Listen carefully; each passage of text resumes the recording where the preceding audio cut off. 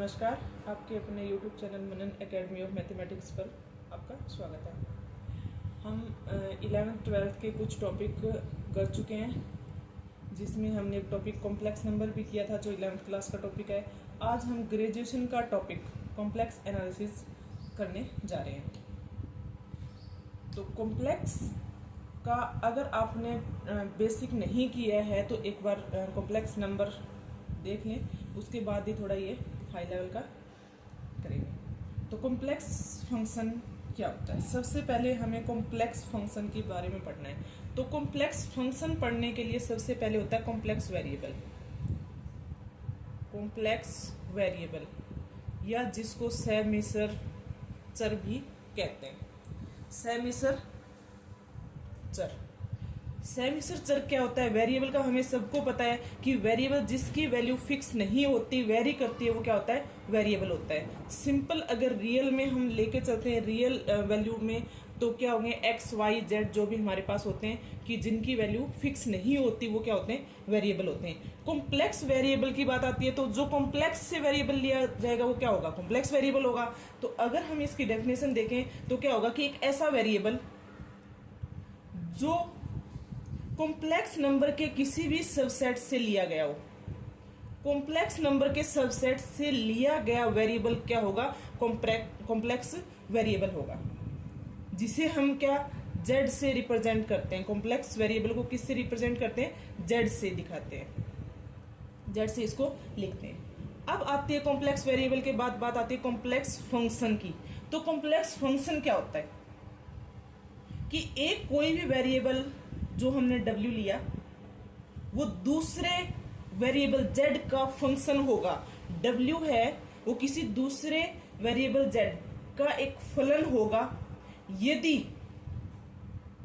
जो भी प्रांत हमें दिया गया है, जो भी प्रांत d, कोई भी प्रांत d हमें दिया गया है, उसमें z के प्रत्येक मान के कोरस्पॉन्डिंग w का हमें मान मिल जाता है। दोबारा से देखेंगे एक बार, कॉम्प्लेक्स फंक्शन क्या होता है कि कोई भी वेरिएबल, कॉम्प्लेक्स वेरिएबल w किसी भी कॉम्प्लेक्स वेरिएबल दूसरे वेरिएबल z का फंक्शन कहलाएगा। कब? कि उस प्रांत में, वो उसकी प्रांत में z की हर एक वैल्यू के कॉरस्पॉन्डिंग एक वैल्यू रखता हो, तो हम उसे क्या कहेंगे कि वो z का फलन है। हम इसको लिखेंगे कैसे? w is equal to f of z. Normal हम किसी भी फंक्शन को क्या लिखते हैं? अगर कॉम्प्लेक्स की बात ना करूं मैं तो हम क्या लिखते हैं? y is equal to f x लिखते हैं। तो ये क्या होता है कि जैसे जैसे हम x की वैल्यू पुट करते जाएंगे, हमें कॉरस्पॉन्डिंग किसकी वैल्यू मिलती जाएगी? y की वैल्यू मिलती जाएगी। सेम ये प्रोसेस यहाँ चलेगा, प्रोसेस कि z की वैल्यू जैसे जैसे उस डोमेन से z की वैल्यू हम पुट करते जाएंगे तो हमें किसकी वैल्यू मिलती जाएगी? w की वैल्यू मिलती जाएगी। तो ये अपने पास क्या हो गया? कॉम्प्लेक्स फंक्शन होगा। अब इसमें जब हम देखते हैं तो y क्या होता है? y डिपेंडेंट होता है, या फिर आश्रित जिसको बोलते हैं हम, डिपेंडेंट आश्रित चर। और x होता है वो क्या होता है? इंडिपेंडेंट होता है। इंडिपेंडेंट यानी कि किसी पे डिपेंड नहीं कर रहा है। और y है वो किस पे डिपेंड करता है? y x पे डिपेंड करता है। ये तो होता है कि y is equal to f x है, तो हम क्या कहते हैं कि y है वो आश्रित चर है, x है वो स्वतंत्र चर है। तो y किस पे डिपेंड कर रहा है? x पे। यहां पे भी सेम रहेगा। अब y की जगह क्या आ गया अपने पास? वेरिएबल w आ गया, और x की जगह वेरिएबल क्या आ गया? z आ गया। तो w जो है वो क्या है? डिपेंडेंट है, या जिसको हम क्या बोलेंगे? आश्रित चर बोलेंगे। और z क्या होगा? इंडिपेंडेंट होगा। z है वो इंडिपेंडेंट है और w है वो डिपेंडेंट है। कि w है वो किस पे डिपेंड कर रहा है? z पे डिपेंड कर रहा है। क्लियर है? इतना समझ आ गया होगा कि हमने वेरिएबल किया। नॉर्मल डेफिनेशन हम कर रहे हैं कि वेरिएबल है वो कॉम्प्लेक्स नंबर के सबसेट से लिया गया है। कोई भी कॉम्प्लेक्स नंबर से लिया जाएगा तो कॉम्प्लेक्स वेरिएबल है, रियल नंबर से लिया गया तो रियल वेरिएबल है। सिंपल सी चीज है, कुछ भी कंफ्यूज होने की जरूरत नहीं है। दूसरा हमने किया कॉम्प्लेक्स फंक्शन। कॉम्प्लेक्स फंक्शन क्या होगा कि कोई भी w है, कोई भी w एक चर है, कोई वेरिएबल है कॉम्प्लेक्स का, जेड भी अपने पास क्या एक वेरिएबल है, तो डब्ल्यू है वो जेड का फंक्शन होगा, कब होगा, जब जेड के उसके प्रांत के हर एक पॉइंट के लिए डब्ल्यू का भी हमें क्या मिल जाए, मान मिल जाए, तो हम कहते हैं कि डब्ल्यू is equal to f z एक क्या है, कॉम्प्लेक्स फलन है, सेमिसर फलन है। तो ये तो था सिंपल इसका इंट्रोडक्शन की कॉम्प्लेक्स फंक्शन और कॉम्प्लेक्स वेरिएबल क्या होते हैं। अब बात आती है कि अगर अपने पास कोई फंक्शन है w is equal to f z, w is equal to f z एक कॉम्प्लेक्स फंक्शन, कॉम्प्लेक्स फंक्शन हम देख चुके हैं क्या होता है कि कॉम्प्लेक्स फंक्शन है तो हमारे पास दो चीज आती हैं, एक तो आता है सिंगल वैल्यूड फंक्शन यानी कि एक मानी फलन, एक मानी फलन, दूसरा आता है बहुमानी फलन। एक मानी फलन यानी सिंगल वैल्यूड फंक्शन और बहुमानी यानी मल्टी वैल्यूड फंक्शन जिसकी एक वैल्यू आई, जैसे z की वैल्यू हमने पुट की तो z की वैल्यू पुट करने के बाद हमें एक ही वैल्यू w की मिलती है तो हम कहते हैं कि फलन क्या है, एक मानी है। अगर हमने z की वैल्यू पुट की और w की हमें एक या दो या दो से ज्यादा वैल्यू मिल गई तो हम कहेंगे कि फलन है वो कौन सा है, बहुमानी फलन है। एग्जाम्पल, जैसे कोई भी फंक्शन अपने पास हमने ले लिया कि w is equal to f z को मैंने क्या ले लिया, जेड स्क्वायर ले लिया। अब मैं जैसे जैसे z की वैल्यू कोई भी कॉम्प्लेक्स वैल्यू पुट करती जाऊंगी इसमें तो मुझे w की कॉरस्पॉन्डिंग वैल्यू मिलेगी। अब देखना ये है कि w की वैल्यू क्या होगी, एक आएगी या एक से ज्यादा वैल्यू मिल रही है हमें। तो सपोज मैंने z is equal to iota put किया तो मुझे वैल्यू क्या मिलेगी, iota square is equal to क्या होगा, -1। तो जब मैंने आयटा एक वैल्यू पुट की तो मुझे क्या वैल्यू मिली, एक ही तो वैल्यू मिली है। क्लियर है कि मैंने z की एक वैल्यू पुट की तो मुझे वैल्यू भी एक ही मिली है w की भी, तो इसका मतलब ये फंक्शन कौन सा हो गया, ये एक मानी फलन हो गया। क्लियर है। दूसरा हम देखते हैं कि मैंने w इज इक्वल टू क्या ले लिया, एफ जेड को मैंने क्या ले लिया, एफ जेड को ले लिया मैंने z रेज टू पावर 1/2 या फिर मैं इसको रूट z भी लिख सकती हूँ। क्लियर है कि F Z is equal to z 1/2। जब मैं इसमें z की वैल्यू पुट करूंगी, z is equal to iota ही पुट कर लिया सपोज यहाँ पे मैंने दोबारा, तो आयटा पुट किया तो आयटा का रूट आएगा। जब रूट से बाहर कोई वैल्यू आती है, या कॉम्प्लेक्स में हमने 11th क्लास के टॉपिक में स्क्वायर रूट निकालना भी सीखा था, तो जब आयटा का स्क्वायर रूट निकालेंगे तो प्लस माइनस जो भी वैल्यू आएंगी वो दो वैल्यू आएंगी यहाँ पे, एक प्लस में आएगी एक माइनस में आएगी। हमें सबको पता है कि स्क्वायर रूट में हम जब वैल्यू लेते हैं तो प्लस माइनस दो वैल्यू अपने पास आती हैं, क्योंकि क्यों आता है, जब 4 का स्क्वायर रूट निकालते हैं तो +-2 यानी कि मैं 2 का स्क्वायर करूंगी तो भी 4 आएगा, -2 का स्क्वायर करूंगी तो भी 4 आएगा। तो इसका मतलब स्क्वायर रूट 4 +-2 दोनों वैल्यू देता है, तो ये सबको पता ही होगा। तो कहने का मतलब कि मैंने z की पावर 1/2 ली, जब z की वैल्यू पुट करूंगी तो इसके कॉरस्पॉन्डिंग मुझे w की कितनी वैल्यू मिलेंगी, 2 वैल्यू मिलेंगी। क्यों? क्योंकि जब किसी भी फंक्शन का रूट निकालते हैं तो प्लस माइनस में 2 वैल्यू अपने पास आती हैं। ठीक है, तो ये अपने पास था बहुमानी फलन, ये था एक मानी फलन। तो दोनों में ये डिफरेंस होता है कि किसी भी z की वैल्यू के कॉरस्पॉन्डिंग w की अगर हमें 2 वैल्यू मिलती हैं तो बहुमानी फलन होगा, और अगर कॉरस्पॉन्डिंग एक ही वैल्यू मिलती है तो वो कौन सा होगा, सिंगल वैल्यूड या एक मानी फलन होगा। क्लियर है सबको ये। उसके बाद हम देखते हैं कुछ एक्सपोनेंशियल फंक्शन को कन्वर्ट करते हैं। जैसे नॉर्मल हमें पता है कि e की power iota x plus e की power minus iota x by 2 किसके इक्वल होता है, कोस x के इक्वल होता है। e की power iota x minus e की power minus iota x upon 2 eta होता है किसके इक्वल होता है, साइन x के इक्वल होता है। सबको पता होंगे ये रिलेशन यूज भी बहुत होते हैं, अगर नहीं पता है तो आपको ये पता होनी चाहिए। तो ये अपने पास क्या है, ट्रिग्नोमेट्री और एक्सपोनेंशियल फंक्शन का एक रिलेशन है इस टाइप से। तो इसको अगर हमें z में लिखना है, कॉम्प्लेक्स में लिख रहे हैं हम, तो क्या लिख देंगे इसको, x की जगह z लिख देंगे कि e eta z plus e minus eta z upon 2 लिखूंगी तो क्या हो जाएगा, ये कोस जेड बन जाएगा। वेरिएबल ही चेंज किया और कुछ भी चेंज नहीं किया। यहाँ पे भी जेड करेंगे तो ये साइन जेड हो जाएगा।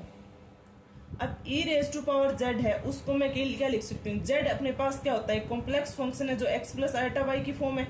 तो ई जेड इज इक्वल टू क्या होगा, एक्स प्लस आयटा वाई। इसको मैं क्या लिख सकती हूँ, e raise to power X into E raise to power iota Y. E raise to power X को एज इट इज रखा मैंने, E raise to power iota Y को मैं क्या लिख सकती हूँ, जब मैं इन दोनों इक्वेशन को ऐड करूंगी, आयटा मैं यहाँ पे ले आती हूँ सपोज इसके साथ, अगर अब इन दोनों इक्वेशन को जब मैं ऐड करती हूँ तो क्या होगा, हमारे पास माइनस प्लस कैंसिल हो जाएंगी। E iota X by two, E iota X by two किस में चेंज हो जाएगा, ई आयटा एक्स में चेंज हो जाएगा, यानी कि आयटा वाई है तो यहाँ से क्या आ जाएगा, ये cos Y plus iota sine Y. तो ई जेड एक्सपोनेंशियल इनकॉम्प्लेक्स नंबर क्या होगा, E X cos Y plus iota sine Y के इक्वल होगा। कई बार हमें चेंज करने के लिए इनकी जरूरत पड़ जाती है, तो ये एक बार आप थोड़ा सा देख लेंगे। अब आते हैं अपने मेन टॉपिक पे। अभी तक हमारा इंट्रो चल रहा था कॉम्प्लेक्स फंक्शन का, कि कॉम्प्लेक्स वेरिएबल क्या होता है, कॉम्प्लेक्स फंक्शन क्या होता है, सिंगल वैल्यूड फंक्शन क्या होता है, मल्टी वैल्यूड फंक्शन क्या होता है। एक मानी और बहुमानी फलन हमने देख ली। अब बात आती है अपने पास जो अपना आरपीएससी सेकंड ग्रेड का, हम सेकंड ग्रेड और फर्स्ट ग्रेड दोनों करेंगे। कॉम्प्लेक्स एनालिसिस में सेकंड ग्रेड से फर्स्ट ग्रेड में थोड़ा सा एक्स्ट्रा सिलेबस है, वो हम लास्ट में कर लेंगे। जिसको सेकंड ग्रेड का करना है सिर्फ सेकंड ग्रेड तक का देख लेना, उसके बाद मैं बता दूंगी कि यहाँ तक सेकंड ग्रेड है, उसके बाद हमारा फर्स्ट ग्रेड शुरू हो जाएगा। तो सेकंड ग्रेड में सबसे पहला टॉपिक क्या है, limit of function. Limit of function की फंक्शन की लिमिट, कॉम्प्लेक्स फंक्शन की लिमिट हमें कैसे निकालनी है, क्या लिमिट होती है। क्वेश्चन भी आया था लास्ट, अभी जो एग्जाम हुआ है रिसेंट में अपना सेकंड ग्रेड का, उसमें लिमिट का एक क्वेश्चन भी आया था, वो भी हम देखेंगे। अब सबसे पहले हमें देखना है कि लिमिट ऑफ फंक्शन क्या होता है। नॉर्मल रियल वैल्यू फंक्शन पे हम जब लिमिट निकालते हैं तो कोई भी लिमिट है x टेंड्स टू समथिंग, और फंक्शन हमारे पास यहाँ पे एफ एक्स होता है, x टेंड्स टू ए। तो इसका क्या मतलब है कि x a की तरफ टेंड कर रहा है और एफ एक्स कोई फंक्शन है, तो हमारे पास एक वैल्यू आती है एफ ऑफ ए, जो उस फंक्शन की क्या होती है, लिमिट होती है। सेम प्रोसेस यहाँ पे रहेगा, सिर्फ यहाँ पे हमारा फंक्शन चेंज हो जाएगा, वो क्या बन जाएगा, कॉम्प्लेक्स नंबर बन जाएगा। तो डेफिनेशन अगर देखें हम, तो डेफिनेशन क्या होगी कि एफ जेड है वो एक कोई सिंगल वैल्यूड फंक्शन है। एफ जेड क्या है, सिंगल वैल्यू, एक मानी फलन है। तो z is equal to z naught की नेबरहुड में, इसके प्रतिवेश में, इसके मतलब कोई भी अपने पास ये जेड नोट है, इसके आसपास में नेबरहुड में कोई एक नंबर l, कोई भी नंबर क्या होगा l। z is equal to z naught पे एफ जेड की लिमिट होगी। समझ आया क्या कहा मैंने, कि एफ जेड हमारे पास सिंगल वैल्यूड फंक्शन है, z is equal to z naught के प्रतिवेश में यानी कि उसकी नेबरहुड में हमें एक ऐसा पॉइंट l मिलेगा, वो l क्या होगा, एफ जेड की लिमिट होगी। यदि कोई भी पॉजिटिव नंबर एप्सिलॉन के कोरस्पॉन्डिंग हमें एक डेल्टा मिल जाए, कि डेल्टा क्या होना चाहिए, greater than 0, such that F of Z minus L है वो लेस देन एप्सिलॉन हो, जबकि जेड माइनस जेड नोट किसके बीच में होगा, 0 और डेल्टा के बीच में होगा। तो ये तो एक मैथमेटिकली डेफिनेशन है, हमें नहीं याद करनी, सिर्फ समझना है कि कोई भी एफ जेड है, z is equal to z naught पे इसकी लिमिट एल होती है। वो कब होती है कि कोई भी पॉजिटिव नंबर एप्सिलॉन के लिए एक ऐसा डेल्टा हमें मिल जाएगा कि डेल्टा ग्रेटर देन 0 पे function F Z minus L less than epsilon होगा, such that Z minus Z naught किसके बीच में होगा, 0 और डेल्टा के बीच में। आपको डेफिनेशन याद नहीं करनी है, सिर्फ समझना है कि हमें लिमिट क्या होती है। क्लियर है। इसको हम क्या लिखेंगे कि limit z tends to z not f Z is equal to l। जैसे हम देखते हैं कि रियल पे निकालते हैं, कोई भी रियल फंक्शन है उसमें हम लेते हैं कि x टेंड्स टू a। इसका क्या मतलब होता है कि यहाँ पे अगर अपने पास ए है तो ए से, लेफ्ट से और राइट से जैसे भी आएंगे पहुंचेंगे किस पे, हम ए पे पहुंच रहे हैं। चाहे किस कहीं पे भी आए, वो ए है वो किसकी तरफ जा रहा है, किसको टेंड कर रहा है, एक्स को ही टेंड करेगा। तो ये तो बात आती है रियल वैल्यूड फंक्शन की, कि फंक्शन अपने पास रियल है। अब जब बात कॉम्प्लेक्स की हम कर रहे हैं तो क्या डिफरेंस है इसमें।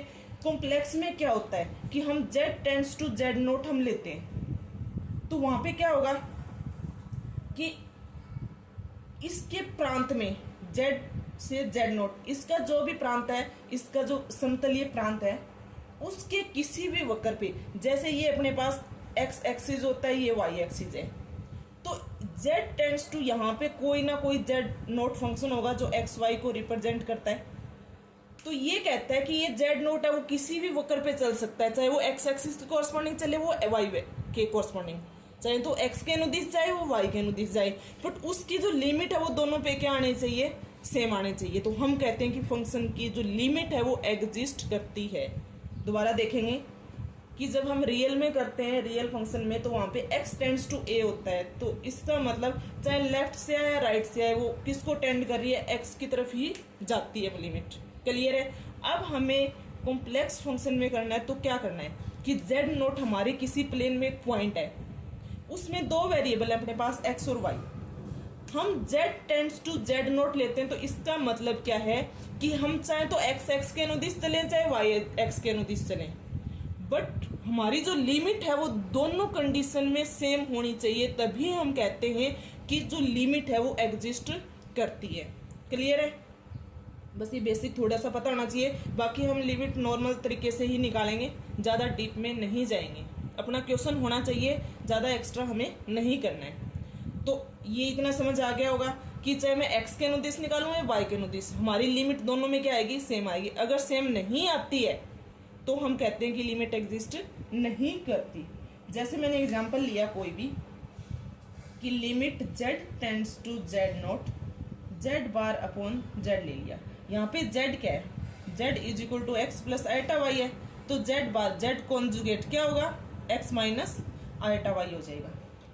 तो अब हमारा z नॉट को टेंड कर रहा है, तो हमने क्या ले लिया, अगर ये x के अनुदिश चलता है, x के अनुदिश चल रहा है, तो अगर इसके अनुदिश चलेगा तो इस वहां पे y क्या हो जाएगा, 0 होगा। अगर मैं x के अनुदिश लेती हूँ, x की कॉरस्पॉन्डिंग लेती हूँ, तो y क्या हो जाएगा, वहां पे 0 होगा। हमें पता है कि x एक्सिस पे y क्या होता है, 0 होता है। तो इसको जब मैं चेंज करूंगी कि लिमिट z बार को क्या लिखा मैंने, x माइनस आयोटा वाई, और z को क्या लिख दिया, x प्लस आयोटा वाई, और limit z tends to z naught. अब मुझे चेंज करना है इसको, या तो मैं x में चेंज कर दूं टोटली, या y में चेंज कर दूं। तो हमने x एक्सिस के अनुदिश लिया, तो इसका मतलब लिमिट क्या होगी, x टेंड्स टू 0, y तो वहां पे 0 हो जाएगा, तो y को मैं 0 कर दूंगी तो x अपॉन x आ गया, यानी कि कट की वैल्यू क्या आ गया अपने पास, 1 आ गया। अगर ये वैल्यू मैं y के अनुदिश निकालूं, y के अनुदिश निकालूंगी तो क्या होगा, x क्या हो जाएगा, यहाँ पे 0 होगा। जो y के अनुदिश चल रहे हैं तो y एक्सिस पे x क्या होगा, हमारे पास 0 होगा।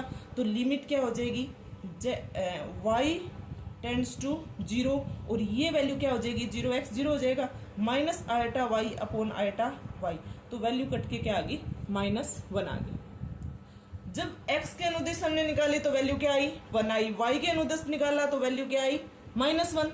-1 और 1 नॉट इक्वल, दोनों इक्वल नहीं है, इसका मतलब इस फंक्शन की वैल्यू जो लिमिट है वो एग्जिस्ट नहीं करती। लिमिट डज नॉट एग्जिस्ट, की लिमिट नहीं है इसकी कोई। क्लियर है, समझ आ गया। ओके, x के अनुदिश चले, y अनुदिश चले, दोनों की लिमिट क्या आई, अलग अलग, तो इसका मतलब इसकी लिमिट एग्जिस्ट नहीं करती। अगर दोनों इक्वल आती तो वो लिमिट होती उसकी, और लिमिट एग्जिस्ट हो जाती। क्लियर है, समझ आ गया होगा इतना। नेक्स्ट देखते हैं। नेक्स्ट एग्जाम्पल लेते हैं हम। लास्ट अपने इसमें आरपीएससी सेकंड ग्रेड में एक क्वेश्चन आया था, limit z tends to 2e की power pi iota by 3 into function था z³ + 8 upon z4 + 4z² + 16। Direct value put करते हैं तो कॉम्प्लिकेटेड होता है। वैसे अगर हमारे पास फंक्शन ऐसा है कि डायरेक्ट वैल्यू पुट करके अपना आंसर आ रहा है तो हम डायरेक्ट वैल्यू पुट करके ही निकालेंगे। ज़्यादा हमें डेफिनेशन के चक्कर में नहीं फंसना और ना इसको कॉम्प्लिकेट करना है। तो इसमें हम डायरेक्ट वैल्यू पुट करते हैं तो बहुत पावर 4 के साथ मल्टीप्लाई, फिर कांस्टेंट हैंड, ये लंबा पड़ता है थोड़ा सा, मतलब कॉम्प्लिकेट हो जाता है, हमें सोल्व करने में प्रॉब्लम आती है। तो इसके लिए हम इसको थोड़ा सा सिंप्लीफाई करेंगे, फंक्शन को छोटा बनाएंगे। कैसे कि लिमिट तो सेम रहेगी, z टेंड्स टू 2e⁻⁴ इसको मैंने क्या किया, z³ + 8 इंटू z³ - 8 से मल्टीप्लाई डिवाइड कर दिया, z4 + 4z² + 16। तो ये ऊपर वाली वैल्यू क्या बन गई, एक बार फंक्शन लिखने में लिमिट बाद में करूंगी, कि z³ + 8 a + b और a - b, a² - b² यानी कि z6 - 64 upon z³ - 8 into z⁴ + 4z² + 16। अब मैं इसको क्या लिख सकती हूँ, z⁴ - 64 को मैं लिख सकती हूँ z² - 4 इंटू, ये एज डी फंक्शन मिलेगा हमें, z4 + 4z² + 16। और ये नीचे फंक्शन रह गया z³ - 8 z4 + 4z² + 16। ये कैंसिल हो जाएगा, वैल्यू क्या रहेगी, z² - 4 और z³ - 8 आ गया। अब यहाँ पे हम वैल्यू पुट कर सकते हैं डायरेक्ट।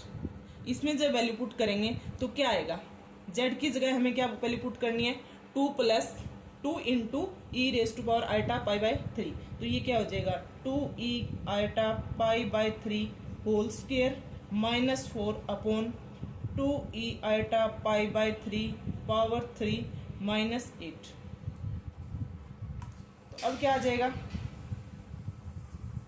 जब इसको मैं सॉल्व करूंगी तो फंक्शन की वैल्यू क्या बनेगी, 2⁻² यानी कि 4 होगा।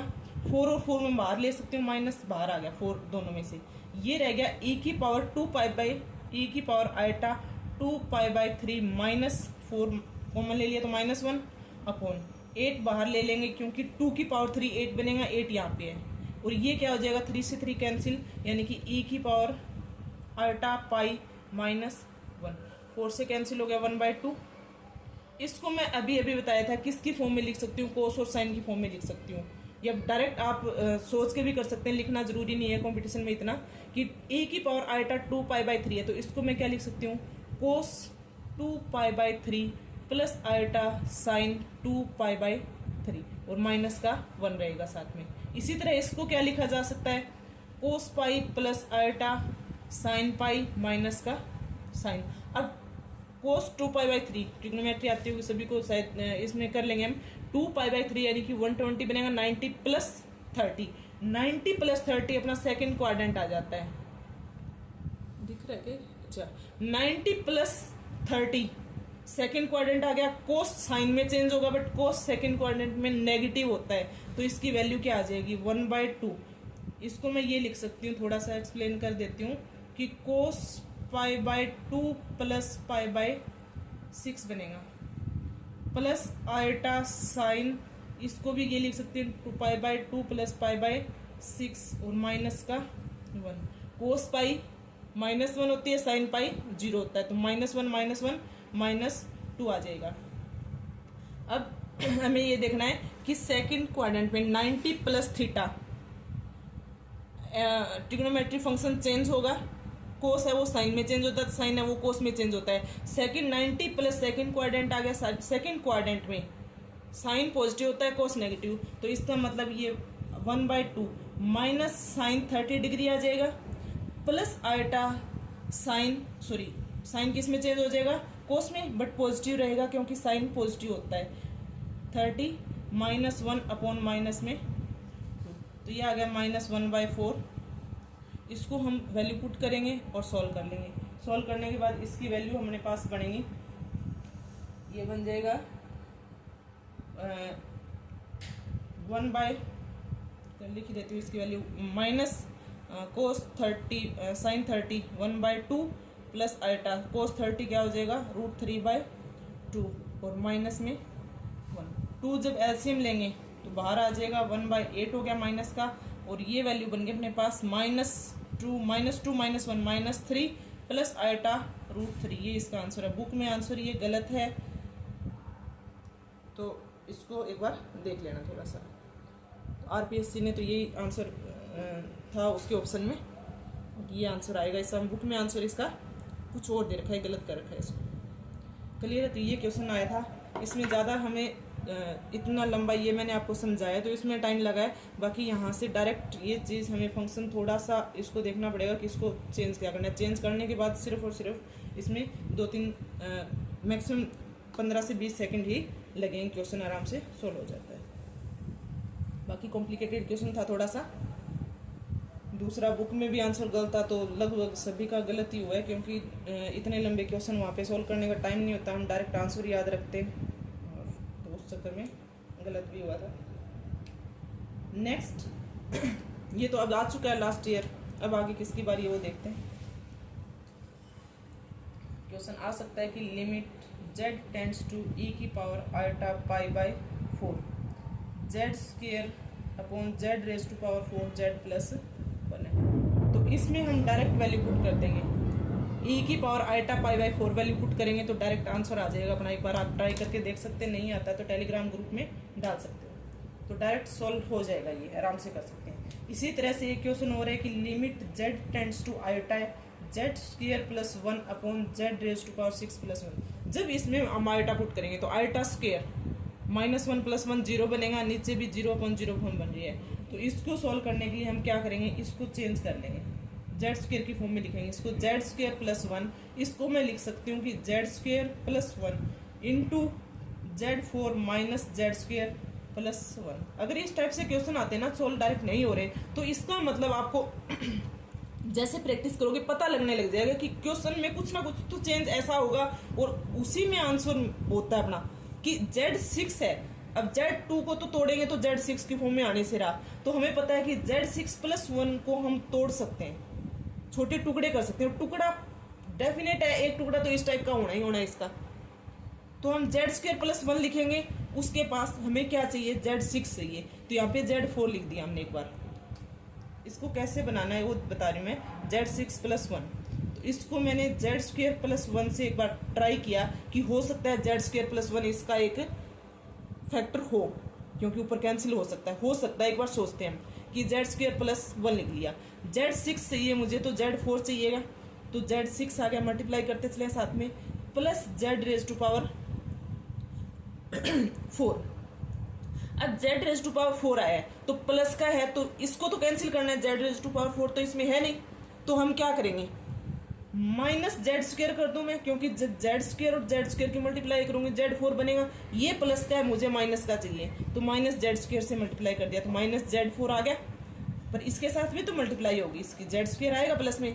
अब जेड स्क्वायर ये तो कैंसिल हो जाएगा, अब जेड स्क्वायर एक्स्ट्रा आ गया, इसको भी कैंसिल करना है, तो उसके लिए मैं क्या करूँ, माइनस का आएगा, सॉरी ये माइनस जेड स्क्वायर। अब उसके लिए मुझे जेड स्क्वायर है अपने पास, अगर मैं इसमें प्लस 1 कर दूं तो प्लस का जेड स्क्वायर आ गया, और 1 + 1 तो हमें चाहिए, z6 भी चाहिए, ये कैंसिल हो गया, तो ये इसका क्या बन गया, फैक्टर। इस टाइप से फैक्टर हम बना सकते हैं। तो ये इसका फैक्टर बन गया, यहाँ से ये कैंसिल हो जाएगा। अब वैल्यू आ गई अपने पास z4 minus Z square plus 1। अब z की जगह आइटा पुट करेंगे तो क्या आ जाएगा, 1/z आइटा, आइटा की पावर 4 1 होता है, जेड स्क्वायर यानी कि आइटा की पावर 2 -1 प्लस 1 वैल्यू आ जाएगी 1/3। तो ये 2 क्वेश्चन हैं, इंपॉर्टेंट हैं, जो अभी मैंने बताए, आप एक बार ट्राई जरूर करेंगे कि ये क्वेश्चन कैसे होंगे। तो अपना लिमिट का पोर्शन कंप्लीट हो चुका है। अब हम करते हैं कॉन्टिन्यूटी। अपने टॉपिक उसमें सिलेबस में कॉन्टिन्यूटी भी है, सातत्यता जिसको बोलते हैं।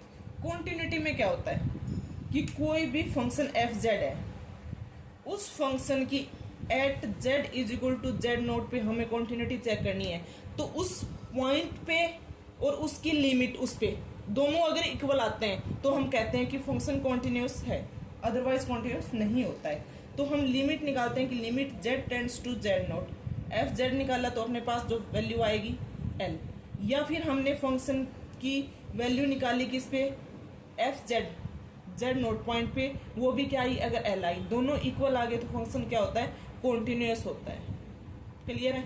तो सिंपल सा हमें क्या करना है कॉन्टिन्यूटी के लिए कि एफ जेड क्या करना होता है कि लिमिट निकालनी है एक, तो उसकी एक उस पॉइंट पे फंक्शन में डायरेक्ट वैल्यू पुट करनी है, अगर वो दोनों इक्वल आते हैं तो फंक्शन कॉन्टिन्यूअस होता है। एक एग्जांपल देखते हैं इसका कि F Z is equal to Z square है, at Z is equal to 3 + 5 iota पे हमें चेक करना है। तो limit Z tends to 3 + 5 iota Z square, हम लिमिट भी डायरेक्ट ही पुट करते हैं तो ये हो जाएगा 3 + 5 आइटा स्क्वायर।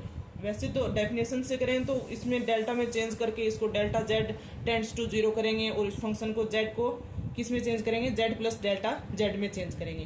बट यहाँ पे इतना करने की जरूरत नहीं है, हम डायरेक्ट वैल्यू पुट कर सकते हैं एक सिंपल सा लॉजिक लेके। 3 + 5 आइटा का स्क्वायर करेंगे तो ये बन जाएगा 9 -25 + 15 × 2 30 आइटा, तो ये आ गया -16 + 30 आइटा।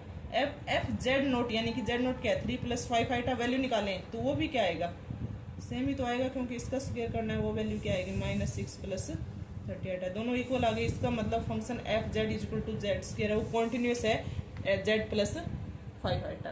या हम ये कहें कि कोई भी पोलिनोमियल होता है, बहुपद है, कॉम्प्लेक्स में बहुपद फलन हमेशा क्या होता है, कॉन्टिन्यूस होता है, डिफरेंशिएबल भी होता है और कॉन्टिन्यूस भी होता है। दोनों चीज हमेशा याद रखना कि ये क्या एक बहुपद ही तो है, पोलिनोमियल ही तो है कॉम्प्लेक्स नंबर में, तो कॉम्प्लेक्स में कोई भी पोलिनोमियल हमेशा क्या होता है, कॉन्टिन्यूस होता है और डिफरेंशिएबल होता है। ये चीज हमें ध्यान रखना है।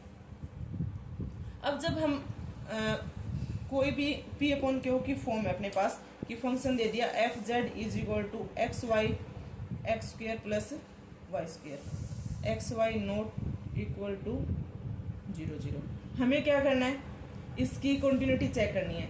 जब हम कॉन्टिन्यूटी चेक करेंगे तो हमें क्या करना होता है, इसको या तो x में चेंज कर लें या y में चेंज कर लें कंप्लीट। तो हमने एक पथ ले लिया, एक वो ले लिया कि y इज इक्वल टू क्या पुट कर दिया मैंने, mx। इस टाइप से पुट करना है कि x हमारा ओवरऑल कैंसिल हो जाए। तो हमने function f limit z x y को किस में चेंज कर लिया, x में, तो लिमिट सारी कन्वर्ट किस में होगी, x में होगी, और x टेंड्स टू 0 पे हमें चेक करना है। तो x y को क्या पुट करूंगी मैं, mx एक्स स्क्वायर यानी कि m square x square plus y square को क्या लिखूंगी मैं, सॉरी m स्क्वायर, ये तो एक्स स्क्वायर एच रहेगा, y को क्या लिख दिया m स्क्वायर और एक्स स्क्वायर, यहाँ पे ये एक्स स्क्वायर बन जाएगा, एक्स स्क्वायर कॉमन आ गया, अंदर क्या रह गया m, एक्स स्क्वायर यहाँ से भी कॉमन ले लिया तो अंदर क्या रह गया 1 + m स्क्वायर, एक्स स्क्वायर से कैंसिल हो गया, m/1 + m स्क्वायर। तो ये जो वैल्यू है, अब लिमिट किसको टेंड कर रही है, x को, कि x टेंड्स टू 0 है लिमिट, तो बट फंक्शन किस में आ गया, टोटल m में आ गया। तो ये तो x पे तो डिपेंड रहा ही नहीं, जैसे जैसे हम m की वैल्यू चेंज करते जाएंगे हमारी लिमिट की वैल्यू क्या होती जाएगी, चेंज होती जाएगी। जैसे जैसे m को चेंज करेंगे लिमिट की जो वैल्यू है वो भी क्या होती जाएगी, चेंज। मतलब एक ही करो पे हमने निकाला, उस पे ही क्या आ रहा है अपने पास, फंक्शन की लिमिट की वैल्यू अलग अलग आ रही है, तो इसका मतलब भी फंक्शन कॉन्टिन्यूस नहीं है। क्लियर है? सपोज यहाँ पे एक्स स्क्वायर ये होता है x square y x square plus y square. अब हमने वाई को एम एक्स पुट किया तो क्या है अपने पास, एक्स क्यूब इंटू एम, और ये आ जाएगा x square plus x square और एम स्क्वायर। जब यहाँ से मैंने एक्स क्यूब कॉमन लिया, ऊपर से नीचे से एक्स स्क्वायर कॉमन लिया, 1 + m स्क्वायर इंटू एम। अब जब एक कैंसिल हो गया, क्या रह गया, एक्स एम 1 + m स्क्वायर। अब जब यहाँ पे मैं लिमिट पुट करूंगी x टेंड्स टू 0, तो ये सारा फंक्शन क्या आ गया, 0 के इक्वल आ गया। इसका मतलब सिर्फ एक फिक्स एक ही पाथ पे चले और हमें एक ही वैल्यू मिल गई, तो इसका मतलब फंक्शन क्या है, कॉन्टिन्यूस है। क्लियर है?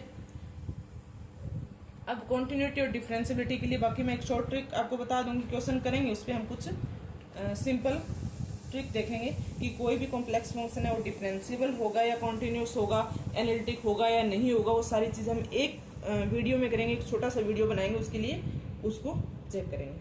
इसी तरह से डिफरेंशियबिलिटी चेक करनी होती है तो हम क्या देखते हैं कि कोई भी function F Z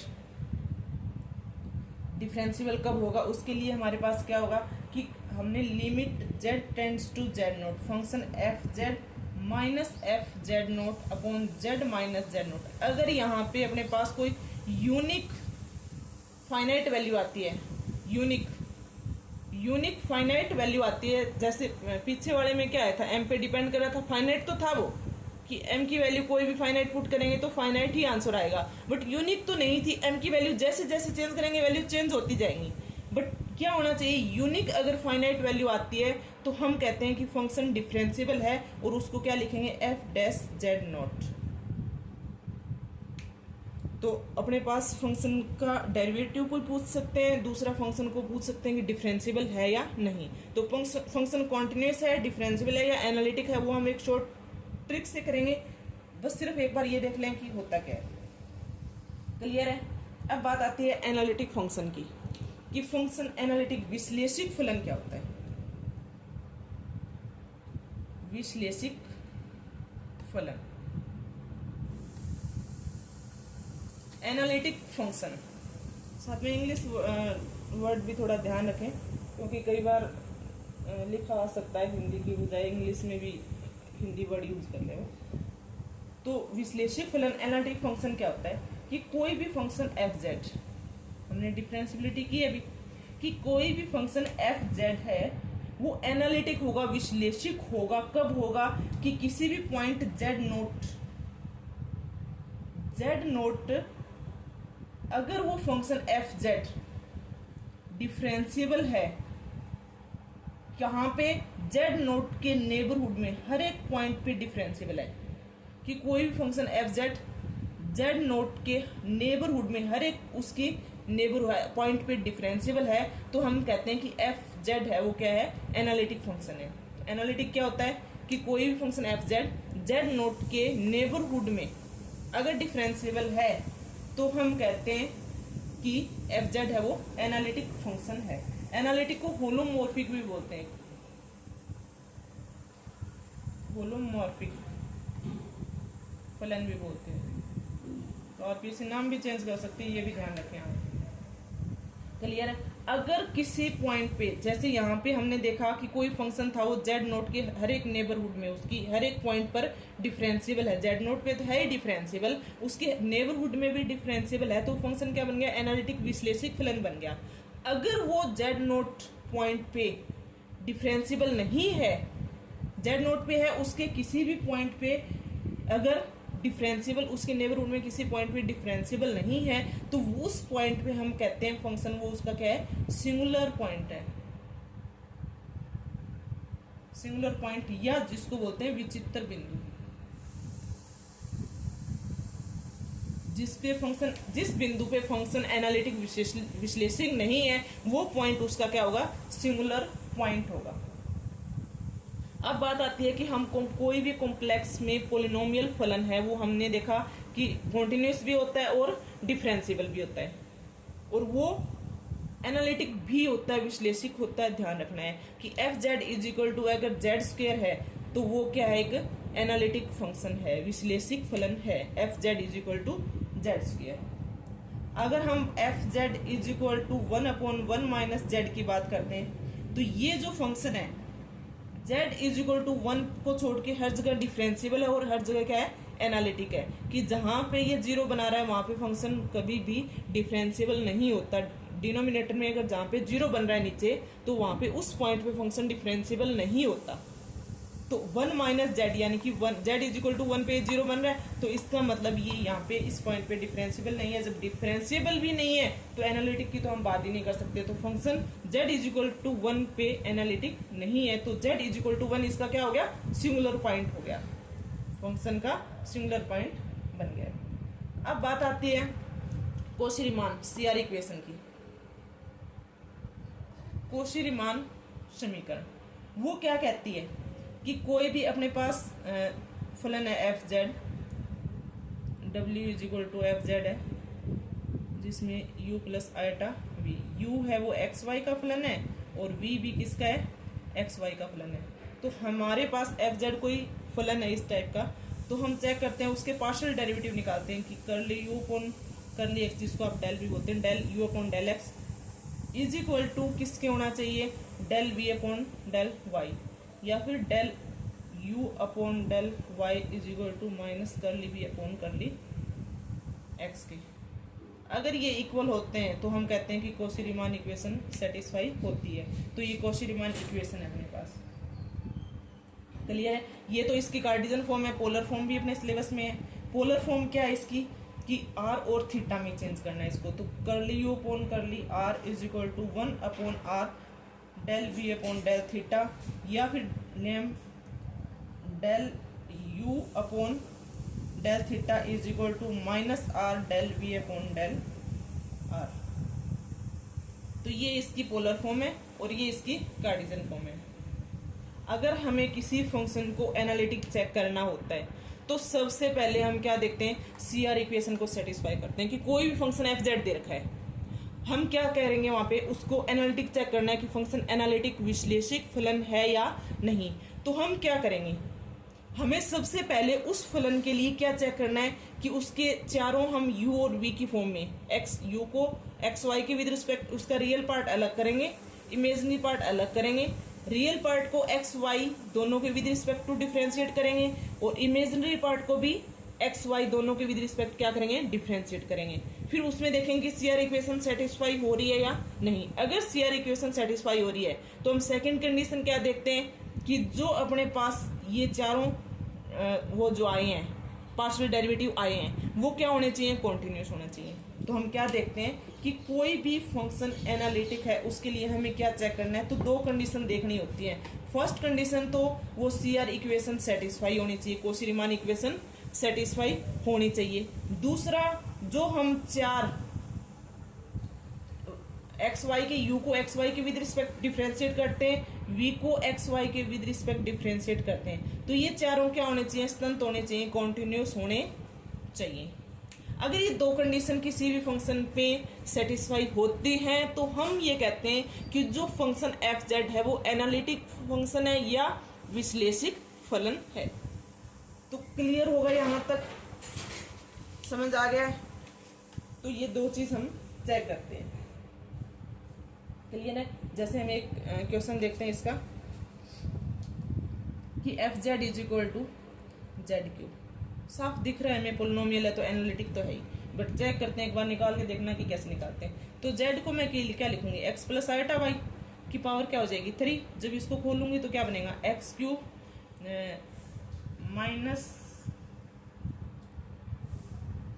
iota y cube बनेगा और माइनस 3xy² आएगा और प्लस में आइटा 3x² y आएगा, ये बनेगा। इसको मैं रियल और इमेजिनरी को अलग अलग कर लेती हूँ, तो एक ये और एक ये, दो पार्ट इसमें रियल है।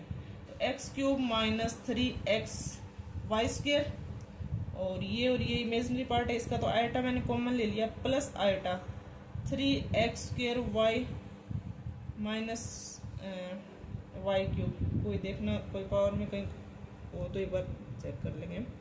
तो ये अपने पास फंक्शन बन गया है। एक्स और वाई को, या फिर मैं ये कहूँ कि मैंने इमेजिनरी और रियल पार्ट को अलग अलग कर लिया। ये अपना u है, तो u इज इक्वल टू क्या है, एक्स क्यूब माइनस 3xy² और v इज इक्वल टू क्या है, 3x² y minus y cube. हमें क्या करना है, इसको with respect to x differentiate करना है। हमने क्या किया, u को with respect to x differentiate किया, तो x के विद रिस्पेक्ट करेंगे, y एज ए कांस्टेंट होगा, y को कांस्टेंट मान के चलेंगे। तो x के विद रिस्पेक्ट डिफरेंशिएट करेंगे तो 3x² माइनस x का 1 हो जाएगा 3y²। With respect to y करेंगे तो क्या आएगा, ये तो 0 हो जाएगा क्योंकि x तो कांस्टेंट रहेगा, y के विद रिस्पेक्ट कर रहे हैं तो ये 0 हो जाएगा। यहाँ पे क्या आ जाएगा, y की पावर 2 यानी कि पावर आगे आएगी 6x y हो गया। इसको विद रिस्पेक्ट टू x करेंगे तो क्या होगा, पहले y के विद रिस्पेक्ट कर लेते हैं, यहाँ से डायरेक्ट इक्वल हो जाएगा। y के करेंगे तो क्या आएगा, 3x² minus 3y²। With respect to x करेंगे तो क्या आएगा, ये तो 0 हो जाएगा, यहाँ पे आ जाएगा 6xy। अब सी आर इक्वेशन क्या कहती है कि u का विद रिस्पेक्ट टू x और v का विद रिस्पेक्ट टू y दोनों इक्वल होते हैं, तो इक्वल आ गए अपने। फिर उसके बाद u का with respect to y minus of v का विद रिस्पेक्ट टू x होता है, तो माइनस का साइन आ रहा है एक दूसरे के आगे, तो इसका मतलब ये भी दोनों कंडीशन सेटिस्फाई होगी। और दूसरा उसके बाद कि ये जो है अपने पास चार डेरिवेटिव जो आए हैं पार्शियल डेरिवेटिव, वो क्या होने चाहिए, कॉन्टिन्यूस। तो ये पोलिनोमियल है, इसका मतलब ये कॉन्टिन्यूस है, कहीं भी डिसकंटिन्यूटी के तो कोई चांस ही नहीं बनते। तो इसका मतलब कि फलन के जो डेरिवेटिव है आंशिक अवकलन है, आंशिक अवकलन भी संतत है और दूसरा सीआर इक्वेशन भी सेटिस्फाई हो रही है। इसका मतलब FZ3 क्या है, विश्लेषिक फलन है। बस हमें एग्जाम में इतना लंबा हम नहीं करेंगे, डायरेक्ट इसके लिए मैं एक शॉर्ट बता दूंगी आपको कि किस टाइप से हमें इसको सॉल्व करना होता है। तो यहाँ तक अपना हो गया है, जो अपने सिलेबस के अकॉर्डिंग क्या क्या हमने कर लिया, लिमिट कर लिए, कॉन्टिन्यूटी कर लिए, डिफरेंशियबिलिटी कर ली है और फंक्शन एनालिटिक कर लिया है, ये हमने कर लिया। अब हमारा रह गया हार्मोनिक फंक्शन, परस्वादी हार्मोनिक, और दूसरा रह गया कॉन्फॉर्मल मैपिंग। ये तो अपना सेकंड ग्रेड का इतना पोर्शन रह गया।